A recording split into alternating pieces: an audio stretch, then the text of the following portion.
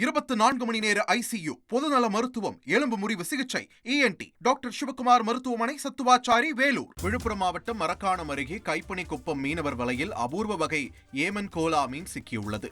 கைப்பானிக்குப்பம் மீனவர் கிராமத்தைச் சேர்ந்த பழனி, முகேஷ், ஜெயவர்தனன் ஆகியோர் மீன்பிடிக்க ஒரே ஃபைபர் படகில் கடலுக்கு சென்ற நிலையில் அவர்கள் வலையில் அட்லாண்டிக் பசிபிக் கடல் பகுதியில் வாழக்கூடிய 250 கிலோ எடையுள்ள பெரிய மீன் சிக்கியுள்ளது.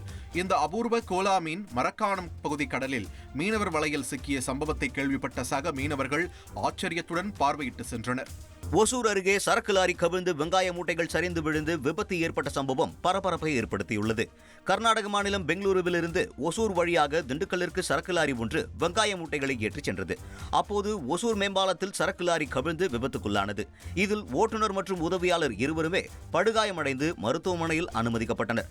இதற்கிடையே மேம்பாலத்திலிருந்து விழுந்த வெங்காய மூட்டைகள் கீழே சென்று கொண்டிருந்த மற்றொரு சரக்கு வாகனத்தின் மீது விழுந்து சேதமடைந்தது. பின்னர் அங்கிருந்த வெங்காய மூட்டைகள் அப்புறப்படுத்தப்பட்ட நிலையில் பொதுமக்கள் அவைகளை பைக்கில் அள்ளிச் சென்றனர்.